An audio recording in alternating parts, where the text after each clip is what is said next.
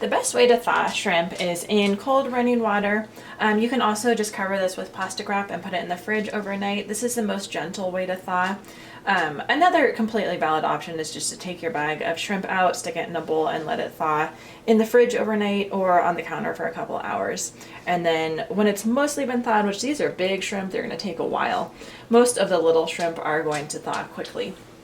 And then we're just going to heat up a pan with some butter, or ghee is even better, and quickly cook our shrimp until they're pink all the way through. They'll start to brighten up. You can leave the shells on as they are cooking, or you can take them back off. These are gourmet shrimp. These are wild caught freshwater shrimp. The smaller your shrimp are, the less expensive they're going to be. And so just for a side dish, if you're doing something fancy, these big shrimp are really fun and they're delicious. The kids are going to be super excited when they come home from school today and see that I've made these.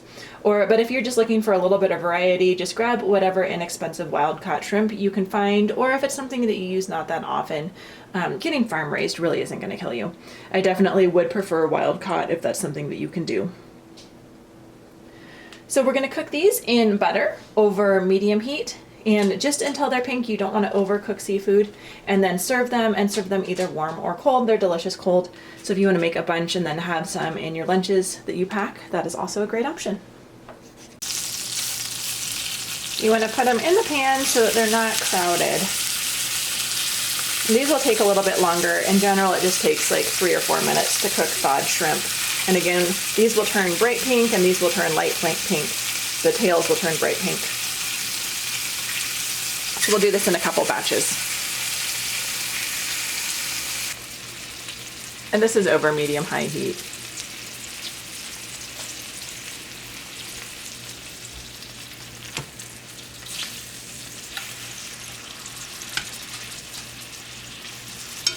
You can see where the hot part of the pan is over here. And then this is less hot because they're less pink. Aren't these beautiful? They're so delicious. And so you'll know they're done when both sides are pink and the flesh starts to be firm. So you don't want it translucent and squishy. You want it a little bit more firm.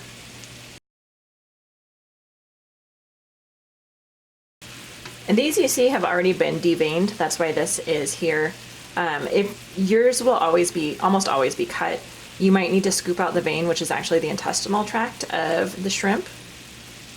These have been deveined, and on the package when you buy shrimp it should say if it's been deveined or not. And if you want to get them without the shells, then that is completely fine too. There's nothing wrong with that. These are just pretty big and fancy that I did for the video. Almost done. We're going to wait till this gets a little bit more pink. Yeah, this one is definitely good to go. And then we'll do our second batch. What do you serve these with? These are delicious with melted butter, and you can just use them as a side for your beef. Good. You can see on the inside here that still looks a little bit translucent. So we're going to cook them a little bit longer until on the insides they're no longer translucent.